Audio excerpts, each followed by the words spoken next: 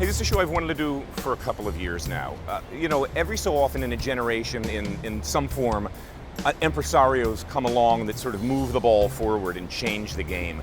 In my era, in the restaurant business, the two guys were really Drew Nieport downtown and Danny Meyer here in Union Square. We've done a story on Drew, and I've always wanted to do a story on Danny because he's just a visionary guy. I don't think anybody gets hospitality like he does, and his restaurants are beloved by New Yorkers and Americans and foreigners alike. And it all started here at Union Square Cafe years ago.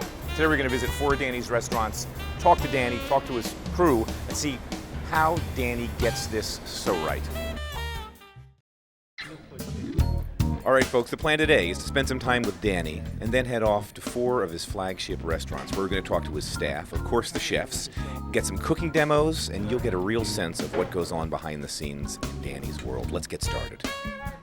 Talk a bit, just to back it up, because the fruit didn't fall far from the tree. Talk about your dad, because this is something I didn't know about you until later. Because you were this kind of a conundrum. Here's a kid that wasn't from here or even close to here that opens up Union Square. You weren't even 30 yet in 1985. I was 27 in 1985. You were a kid. And my dad's business, as I grew up in St. Louis, was that he designed driving tours throughout primarily the French countryside for people. And he had started this as a hobby because he had been stationed in France along with my mom for the first 2 years of their marriage. He was a counterintelligence officer for the United States Army, but he was stationed on the French-German border at a time when there were no conflicts. So he spent all of his time making friends and eating food and drinking wine. And a lot of the people who my parents got to know turned out to be innkeepers of these small countryside inns. At the time, there was an association called Relais de Campagne, which would later become Relais and Chateau. And he turned this hobby of designing driving trips for his friends into a business. And he would have them stay at these inns throughout France. And as his company grew, the sons and daughters of these innkeepers came to live with us, and they would be, babysitters for us at night, and they would go translate for my dad by day. And we had a privileged life food-wise. I mean, when I was in 2nd grade, we had a dog named Ratatouille. We cooked all the time. There was always a bottle of wine on the table. And so it was just a very natural thing that the table was a place that everybody was always in their best mood. Everybody came together. And then years and years later, following a political science degree, which would only have led to law, and I didn't want to do that, I decided to explore what I really loved the most, which was showing people a great time through the stuff I love, which was food and wine. Well, today we have some hand-rolled garganelli with some pea tendrils from the green market, English peas, a little new onions. It's not spring anymore, so I can't say spring onions. Yeah. But they're still young and sweet, with a little ricotta salata, mint, and tuna prosciutto that we just started making here at the restaurant. I was wondering what that was. I'm looking at that. I'm like, that's not burrata. That's a tuna loin, but it's somehow dried and cured. Right. We just cure it up. So we're going to start off with the garganelli. Basically, just want to cut. I guess that shape would be called a parallelogram. And then we're going to take it and roll it around a dowel, corner to corner. Handmade pastas are so much work. I usually wouldn't use too much butter, but I love pea tendrils sweated in a little bit of butter, nice and gentle. You don't want to caramelize the peas or the pea tendrils. You just want to sweat them nice and gentle. This is something you could definitely make at home, but I think the tuna prosciutto gives it a little restaurant edge. That's the idea at Union Square Cafe. It's a lot like coming home, a simple pasta with peas, a little bit of cheese, but maybe you're not going to get a homemade tuna prosciutto at home, so it's our job to add that. We're going to drop our pasta now. Now I have a little bit of fresh mint. Now I just rolled these, so this is going to cook pretty quick. I'm going to finish that with a little bit of lemon oil. And a nice little shaving of the ricotta salata. Which is just this pressed Italian ricotta that's a little saltier, a little firmer. A little salted and aged and pressed, exactly. You said everything. Yeah, but this is, beautiful. It's springy, it's clean, it's light. Oh. Today that's the first time we're going to run this. We've never done the peas with the tuna prosciutto, I'm calling it, but you would find this pasta in many restaurants in the U.S. or Italy with just regular prosciutto, peas, mint, and pecorino, maybe not ricotta salata. I thought the pecorino might be a little too salty, edgy, too salty edgy and sheepy for this. The ricotta salata, It's a little more gentle. Perfect. That's really good. Yeah, it's really great. And the pea shoots are just wilted. The peas are just barely cooked. You've just got enough lipids in there between the olive oil. And I love the lemon oil. It's that lemon. Yeah, give it a little brightness. Absolutely. I might even give it a little shine. squeeze of lemon juice. Yeah. But it's fine. Beautiful It's great, dish, Chef. actually. It's great. Thanks for having us in today. Hey, thanks for coming. Now get ready for service, man. I know. It's wild getting ready. Huh? I know you. As usual, you'll be slammed. I remember when I was a kid coming up in New York as a chef, the other chefs were joking, nobody's just a waiter. Everyone's waiting for their novel to be published, waiting for Alvin Alley to call back, waiting for their script to get sold. But the truth is, for you to attract these people, to identify them, and then to keep them, is really something special. I kind of made a decision early on that when I did open my restaurant, one of the goals that I really wanted to have was to really make it feel like a very valid career choice. To say that doing nice things for other people is a good thing. And I didn't understand what the value difference was of doing nice things for someone if you're a nurse or a teacher or bringing them a great bowl of pasta. And I decided that everything I did was going to really try to be to make the dining room, the front of the house part of the experience, feel as valued as the culinary part as well. Is this Sangria di Friuli the same as the Vino Federale? This was really, when this opened, this was sort of a special place. How many years now? 24. 85 to 24. It'll be 24 in October. And you do get people that eat here. I mean, you've got this great regular customer base that just comes back and back and back. Yeah, I mean, people that there are people who, in a sense, do use it every day, or every Thursday, or every Saturday when Danny started the Green Market lunch. There are people that are here every single Saturday, and it's sort of it belongs to them. And in fact, when someone's a new server here, I always tell them that part of your training will be the regular guests. They know the restaurant better than I do. They've been here from the beginning. And there was another thing that I think Union Square Cafe did back then, which we can laugh at today because it seemed like a big deal then, but it was basically to ask the question, whoever wrote the rule that just because you want to eat really good food and drink really good wine and be served by knowledgeable, friendly people, that A, it has to be a stiff environment, and B, these folks have to be dressed up in tuxedos. And our servers were wearing a striped shirt just like yours, not quite as nice as yours, but the prices were a lot gentler and the mood was very friendly, and we kind of took the starch out of the fine dining experience. And now, of course, Union Square Cafe almost seems like it's on the formal side relative to what's happening. Yeah.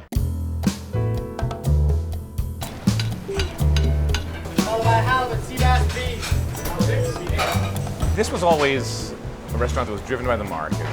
Talk about what you're doing that way, and to me, correct me if I'm wrong, but to me the style's also a little bit lighter than it used to be. It's a little it's your style now. It's not as heavy as Tom's. It's not as layered and lipid prone.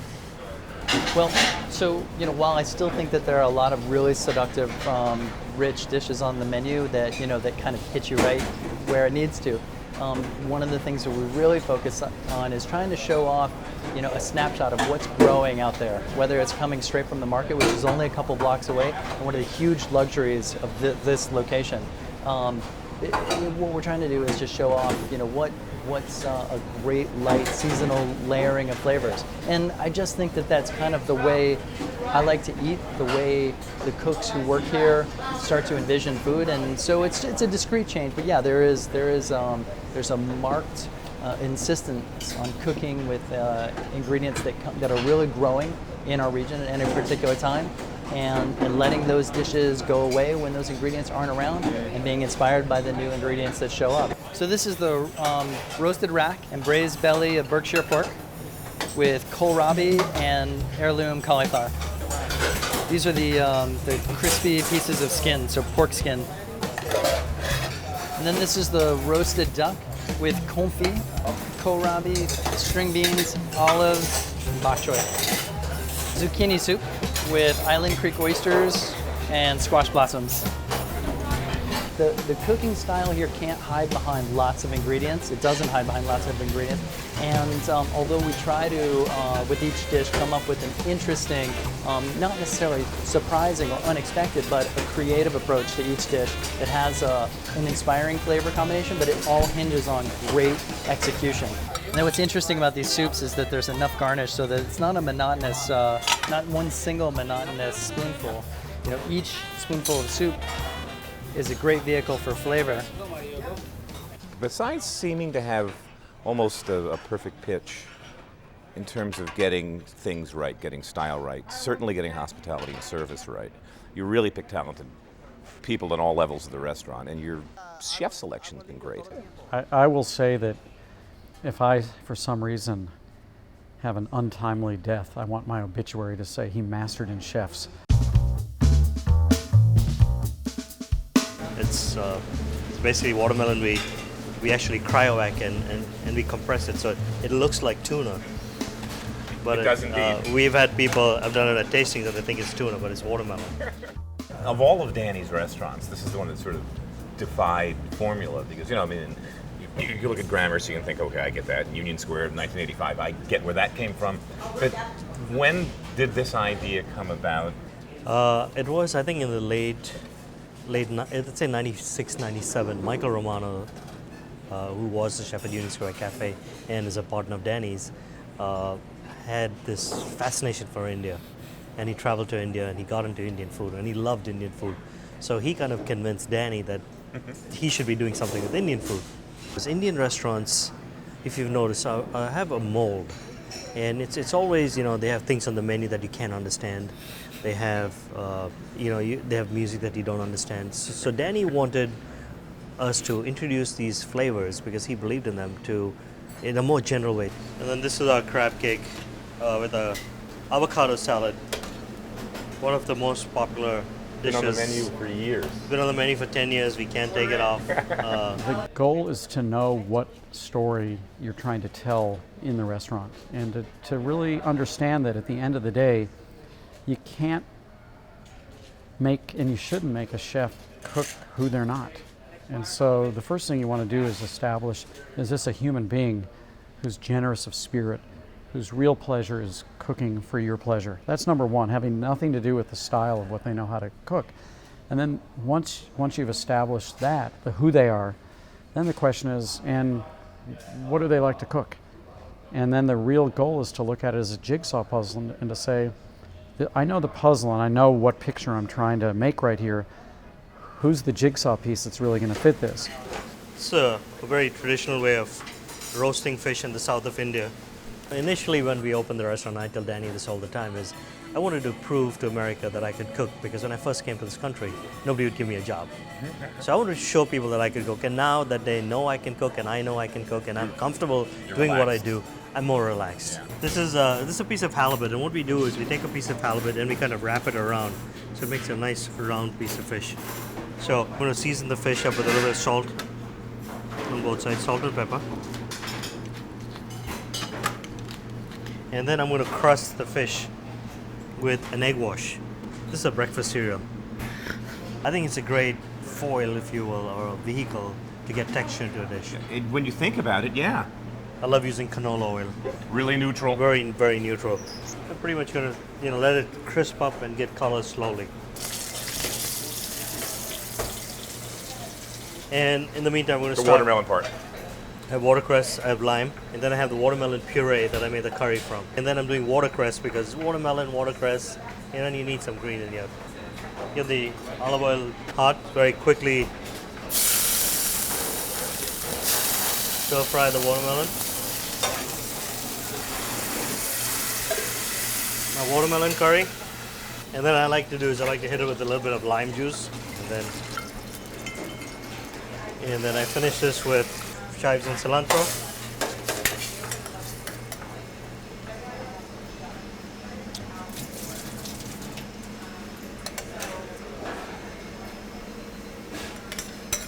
Yeah, it almost wilts the watercress too, just from that heat. Exactly. Just knocks it down a bit.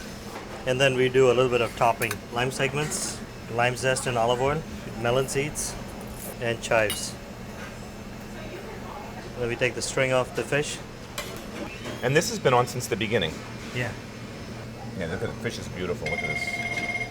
White fillet, just cooked, just set.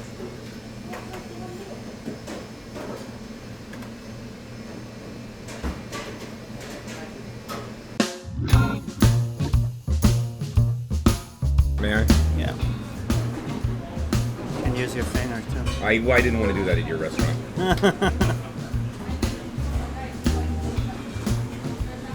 This just to cook the lobsters. You're Swiss, and Americans, unless they've traveled through Europe a lot, Yeah. you don't, when we think of European chefs and European cuisine, we think of French, we think of Italy for sure. These days, Spain, Yeah. tons of press. Nobody talks about Switzerland, and yet you've had, I mean, Freddy Girardet for years, Yeah. Jaeger at Fish and Stumpf. Yeah. Talk a little bit about your background as a Swiss guy and getting into the chef business, and then how you ended up here.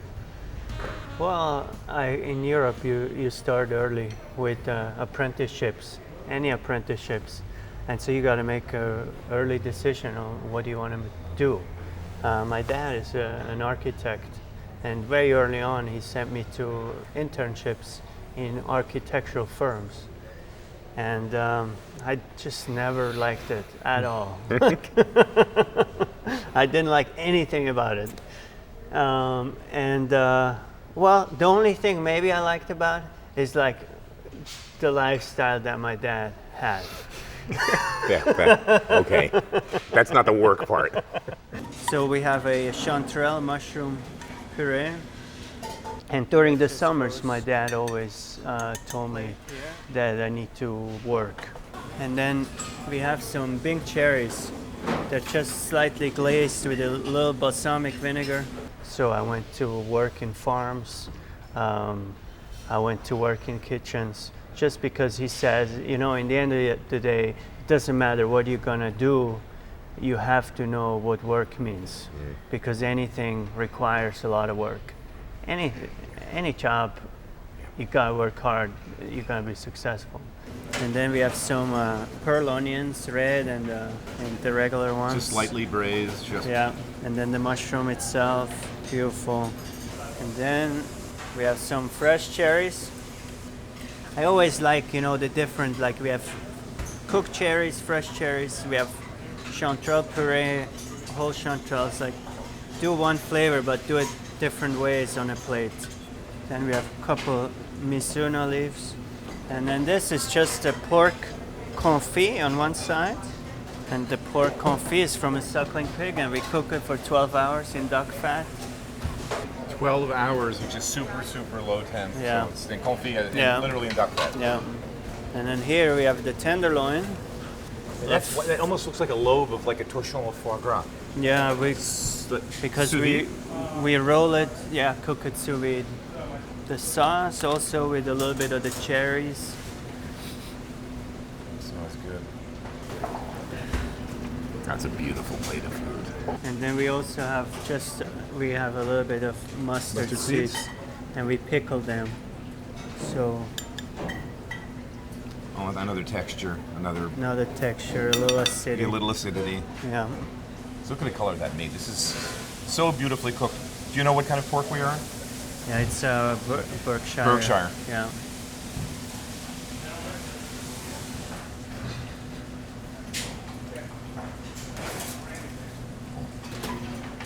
The flavor you get. No, it's good. And this is just suckling pig is beautiful, moist and crunchy and crackly. And all right, one more bite, and I can't say no to the belly. Oh.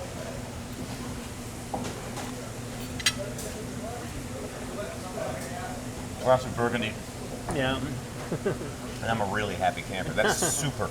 Hey, congratulations to Daniel Humm and the crew at 11 Madison. They got a 4-star review right after we filmed this. We kind of thought it was coming, but you can never tell with the New York Times, but a really well-earned turnaround from really what was a 2-star restaurant to one of the greatest restaurants in the city now. Congratulations, Dan and the crew.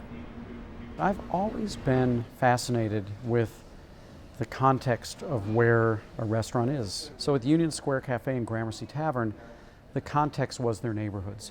But I think really beginning with 11 Madison Park and Tabla, and then with restaurants like Shake Shack, which is in a park, the Modern, and the cafes at the Modern, at the Museum of Modern Art, which are part of a museum.